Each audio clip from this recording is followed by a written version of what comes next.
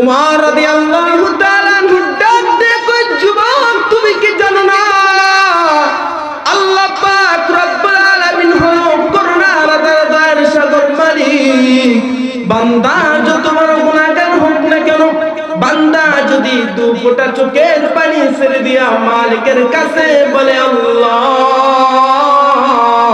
গুনাহ করে ফেলেছি, তুমি আমাকে মাফ করে দাও, বান্দার চোখের পানি নাকের ডুগার মধ্যে আসা দেরি হয়, কিন্তু আল্লাহ পাক রব্বুল আলামিন বান্দার গুনাহ খাতাগুলো মাফ করে দেরি করেন না। বলেন সুবহানাল্লাহ।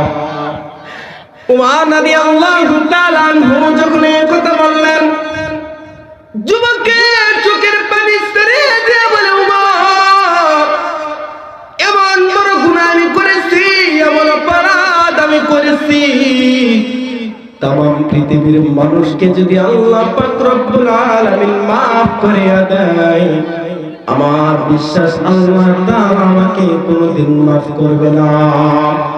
উমর রাদিয়াল্লাহু তাআলা আনহু ডাক দিয়ে কয়, যুবক চলো চলো, তোমাকে নিয়ে আমি প্রিয় নবীর কাছে যাই। আল্লাহ রাসূল যদি তোমার জন্য মালিকের কাছে তওবা করে, এমনও হতে পারে আল্লাহ তাআলা তোমার জীবনের সমস্ত গুনাহ খাতাগুলি মাফ করে দিবেন। বলেন সুবহানাল্লাহ। উমর রাদিয়াল্লাহু তাআলা আনহু যুবককে নিয়ে আল্লাহ রাসূলের দরবারে চলে যায়। যুবককে ডাক দেয়, যুবক ইমশি মাই, সামান্য পরিমাণ তুমি এখানে অপেক্ষা করো। যুবক দাঁড়ায় আছে। উমর রাদিয়াল্লাহু তাআলা আনহু দরজার মধ্যে যায় আল্লাহ রাসূলের কোলাঘাত করলেন। কোলাঘাত করার সঙ্গে সঙ্গে আল্লাহ রাসূল সাল্লাল্লাহু আলাইহি ওয়াসাল্লাম দরজা খুললো। খুলে দেখে উমরের চোখের মধ্যে পানি। আল্লাহ রাসূল ডাক দেয়, উমর ইমশি মাই, তুমি কাকে সামান্য পরিমাণ অপেক্ষা করে আমার দরবারে আসছো?